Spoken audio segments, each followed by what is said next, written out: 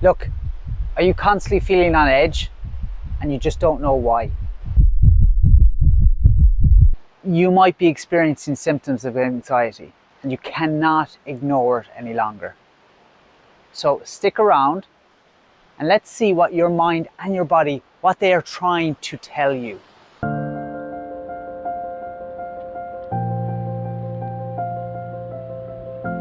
What's up? I'm Neil Kelders and I'm here to bring you the best tips, the best tools, the best strategies on how to build and optimize your mental health, your well-being, optimize your performance in life and, live a full and enjoyable life, your life. I'm excited today to explore the symptoms of anxiety. Yeah, I said excited. I've been through a personal journey where I've had to learn about my anxiety, explore and learn about the symptoms and what triggers them. And it's been a journey over a few years where before that, I suffered alone for over 21 years, behind a mask. I shut it out, I blocked it. I didn't learn, I didn't explore. I just struggled cycle after cycle after cycle until one day I realized I can't keep going on like this. It's not good for me. I'm not going to last. I'm not going to survive. And if you're feeling like this is the video for you to explore what your symptoms of anxiety are. Once you know the symptoms, we can become aware. The first one we look at is nervousness or restlessness or feeling tense all the time. And I was thinking, how can I explain this? So I remember when we were younger, we used to get up to a little bit of mischief. We might ring doorbells of houses and run away. And I remember one time we got chased by the owners and I was at home sitting at my table with my parents watching TV, waiting for that doorbell to ring, for the owner of the house that we had rung the doorbell and run away to come and tell my parents what we did, to catch me, to find me. And I was nervous and I was restless and I was biting my nails and I'm shaking, and my mother goes, "Hey, what's wrong? Will you calm down a little bit or go inside to your bedroom?" That nervousness, I was on high alert, constant worry, dread, something's going to happen, something's going to happen. You may feel like this a lot of the time, and a lot of the time for no reason. How about this one? The feeling of panic, dread. You think something is going to happen all the time. It's like, think of a horror movie, when the person is going to open that door and you're there, "Don't go in there, are you stupid? Just don't go in there." You feel like that all the time. You feel that anything you do, that's going to impact you in a negative way. So most of the time then we don't do things, right? So you kind of close yourself off in order to protect yourself. Because if you go somewhere, something's going to happen, or if you do something, something's going to happen. So you block yourself off. So that dread, that panic sets in and it's constant. And again, like number one, a lot of the time we don't know why it's there. A lot of the time it's for no particular reason. This is one we often hear associated with anxiety. It's the heart. The heart rapidly pounding. Again, it's pounding as if you were running a race in the Olympics, but actually you're just sitting down, maybe watching TV, nothing's happening. You feel this pounding, this anxiety rising within you, and you're like, what for? What the hell is happening? You don't know why. Or maybe your mind or thoughts are going, and that sets off the pounding heart. That's a very, very common one. Does that happen to you a lot without any physical exertion? Now this one happened to me an awful lot and I didn't click, I didn't realize that it was to do with my anxiety. Increased or heavy sweating, okay? This used to happen to me. I'll give you an instance. I remember my niece, this is many moons ago, was a baby and I was helped changing her nappy. And my brother was there, her dad, and I was just sweating all over, constant. And I'm bald, it ain't good. It just drips, I've no hair to mop it up. And my brother goes like, geez, are you okay? What's wrong? It was my first time changing a nappy. I was a little bit anxious. I suppose it was my beautiful niece, my first niece. And this would happen to me an awful lot. If I was going to meet people in social settings, I would just sweat for no reason. I would just feel this sweat. And again, I'm bald. It's very difficult and very embarrassing for me. So you might sweat at times as well. in certain situations, and then this again is a symptom of anxiety. Tummy or digestive problems. I had this as a big issue, and my stomach would be doing flips. And again, for no particular reason. I used to think maybe it was because of what I was eating. A lot of the time then I tried and tested, I ate the same things, but still I found myself going to the toilet an awful lot. Actually, this happened a few weeks ago. I was going to meet new people in a new setting for a night out, and I found myself rushing to the toilet a few times before I was supposed to go. I didn't go in the end because I was quite embarrassed, because I felt that it was going to someone's house, that if I went to the house, geez, I'd have to go to the toilet and it may not be a pleasant experience. But going to the toilet before I had to go out, things were just rushing through me.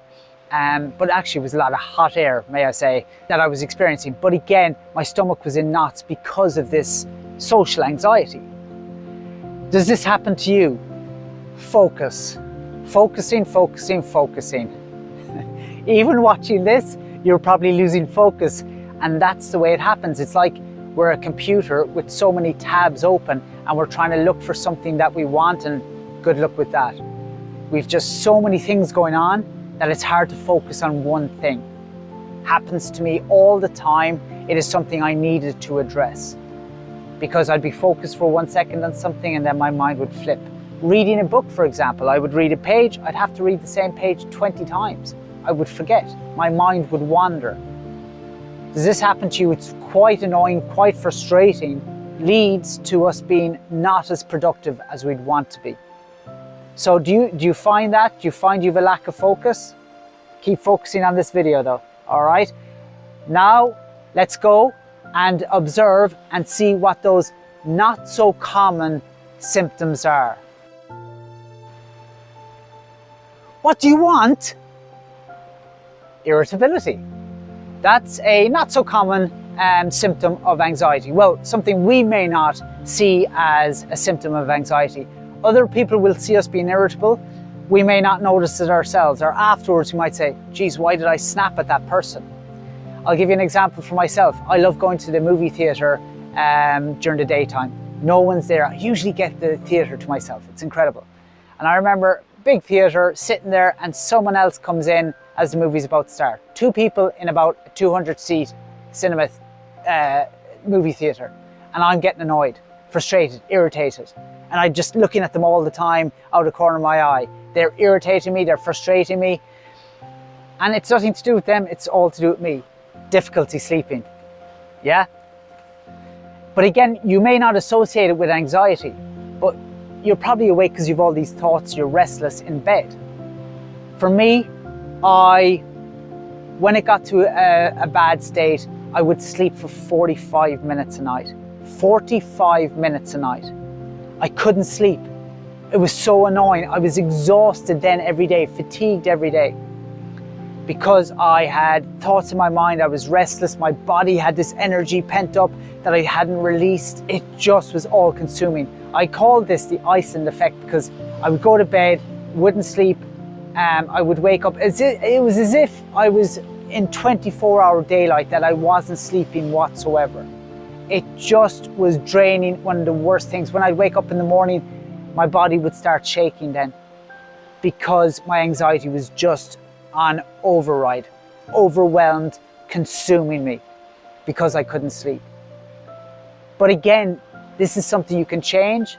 Finding ways and exploring ways to help yourself sleep is a possibility. It doesn't always have to be this way. Forgetfulness. Yeah, it's not just our old age, guys. It can be a symptom of anxiety. So I often leave the house and I'll be getting into the car and I'll realize, oh, I must get something. I forgot my phone. Or then I'll leave the house again and I'll have forgotten something else. Or I'll have opened the door and I'll take the shopping in and I won't know where my keys are. This is a constant process that I would forget, or if I was actually driving somewhere, I've forgotten where I was going, what I was going for. Okay? This is a symptom of anxiety because we've so many thoughts going on in our head, our focus is lost, and then we can forget things. Yeah, we'll remember eventually, but at that moment in time, we forget why we're doing certain things or where we're going or what's happening. or forget plans in our week. And again, that's because our mind is so busy and our focus is lost. And let's not forget those physical symptoms. You know, the muscle soreness, the aches and pains could all be symptoms of anxiety. You know, your body is so tense, you start to get some aches and pains. Your head is overactive thoughts, you're under pressure. All could be signs and symptoms of anxiety. So, do you get headaches a lot? Or do you get aches and pains when you haven't been overactive or exercising? You know, these could be telltale signs that you're experiencing anxiety. So in a second, I want to really let you into my life. I want to share with you those symptoms that really consumed me on a daily basis with my anxiety, the symptoms that really overwhelmed me. Also, I want to share my final thoughts. But before that, I want to pass this question to you. What symptoms do you experience with your anxiety? Share with us in the comments below. Let's get a conversation going. And if you found this video of value, please don't hesitate to smash that like button. So if you were to ask me, Neil, what symptoms really consumed you with your anxiety? Racing thoughts, yeah, it's a symptom. When my thoughts are going hectic, constantly, as they always did. And the thoughts would make my whole body spiral into a downward, fatigued, lethargic state.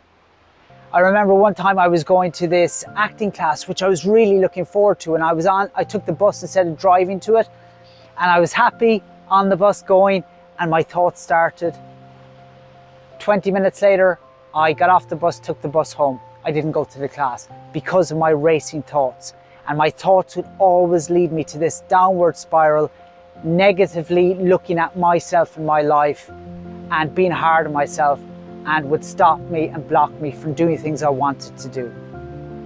The tone of my voice. We often hear a symptom of anxiety is a lump in your throat. I could hear in my voice a strained, weak tone. And I knew that was a symptom of my anxiety. I often hear it sometimes now and again, and I know I need to do something to turn this around. Do you ever feel that your voice, the tone of your voice is quite weak, quite strained, lethargic? And again, that could be a symptom of your anxiety. That happened to me quite a lot, and it was quite interesting when I found that out. I was recording a video for my work, and I listened and I go, wow, I can hear that strained tone. And I was anxious. I've already mentioned this sweating buckets. It got so bad that I used to carry a small towel with me, very embarrassing, and a spare t-shirt. And again, with having no hair, it was even more embarrassing. But again, once I was able to identify that, I was able to do things to help myself. This is a funny one for me. My feet would become irritable, tingle. And I realized if I could release energy through my feet, which may sound strange, that it released this overwhelm and this anxiety throughout my body. It was pent up. I often find pent up energy in my body. I need to release it, and once I do, either through meditation or a body scan or something like that, and it's possible to do that. If I release that tension, that tingle in my feet, I'm relaxed. I know that if my feet are tingling, that's a symptom for me of my anxiety. Irritability is a massive one, and frustration with myself, then everything would irritate me. I remember when we were younger, we'd be at the breakfast table, you know, eating our cereal, and my brother would be across the way eating across the table, and I'd look at him and he was older, so I couldn't say anything. So all I'd do is get the cereal boxes and hover in so I didn't have to see anybody around me. Do you do things like that to stop yourself being irritated by other people? But again, it's something from within us. And frustration at myself for not being able to focus, not being productive, frustration at where my life was at, and avoiding situations. I touched on this earlier. This is massive. Social anxiety. I would stop myself going to things I wanted to do. I would say no more often than not. I would block myself off because I didn't want to be around people. And you know, it's okay at times not to want to be around people. So if I, on a Saturday, am very connected and with people, on a Sunday I like to spend time on my own. That's cool, that's okay, that's a balance. But most times I didn't want to be around people because I was anxious. I didn't know how to feel in those settings. Even with people that I knew and loved, I found myself awkward in those situations, thinking people didn't want me to be there. So I avoided situations. Avoiding situations is a symptom of my anxiety. Do you do something similar? And again, when I touched on earlier, sleep. Sleep was the big one. Like 45 minutes a night was all I was sleeping. And that 45 minutes was always just before I had to get up. Then the clock would go and I was drained. Often what I did is I cancelled clients and meetings and everything because my anxiety was just all consuming. I was shaking, I couldn't think straight. And I couldn't face people. So the one, if this happens to you, sleep is one of the ones I would address straight away. Have you broken sleep? Do you sleep, go to bed, sleep for an hour and then you're awake for the night? It is something I would address straight away, because what it does is then it affects your whole day. If you haven't slept well, your day is gone. So you need to nip that in the bud. So sleep was a big one for me. It was like it was 24-hour daylight. I was living in Iceland or somewhere. I just couldn't get to sleep. Does this happen to you? Neil, why does it matter if I know my symptoms of anxiety or not? Well, I'll tell you. The first thing is you've just become aware that you have anxiety and that now you know what the symptoms, the telltale signs of your anxiety are. Do not knock awareness. Awareness and knowledge of this can be your first line of defense. This is when your action steps will take place, because you now know there's something up, anxiety is on its way, the symptoms are there, and before it gets out of hand, now because of your awareness, you can do something about it to alleviate it or manage it. Now you're empowered.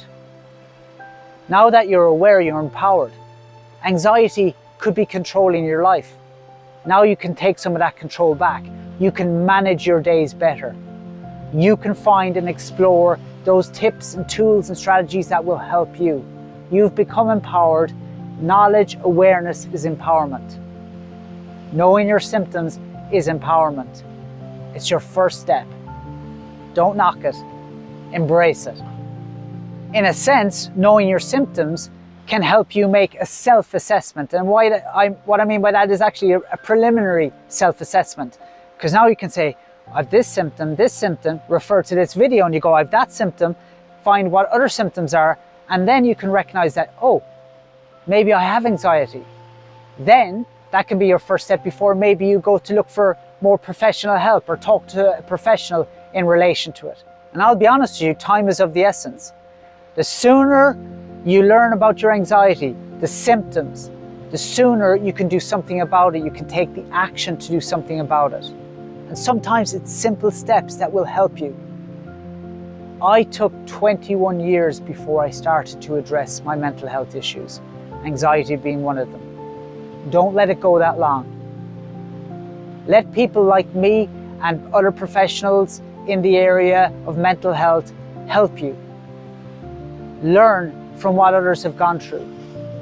Learn about your symptoms, and you can ensure that it doesn't escalate into something more serious. Yes, you may have anxious times, have anxiety continuously, but what you can do is you'll be able to manage it and cope with it a lot better, and it won't control your life as it is doing.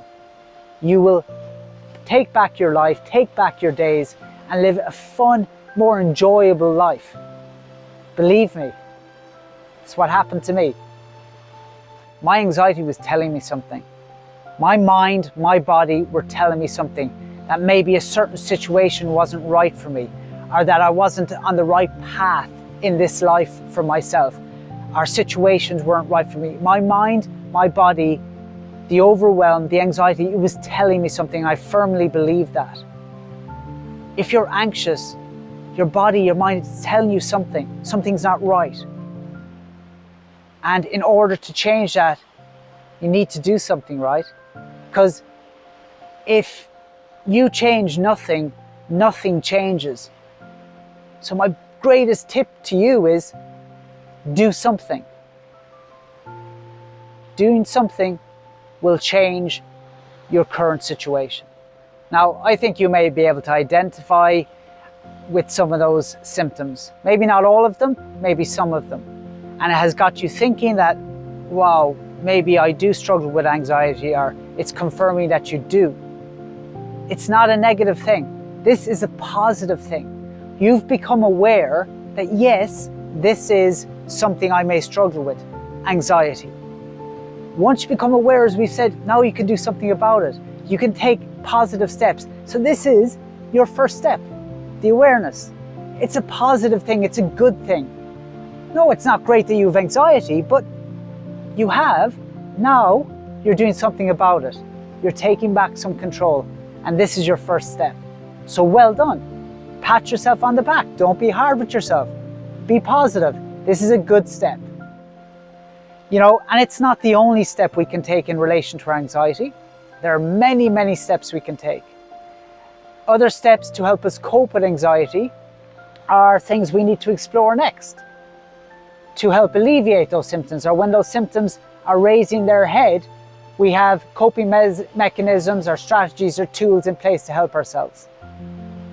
You know what? If you'd like to get started now, I have a coping mechanism, a meditation, a quick meditation, a release meditation in the next video.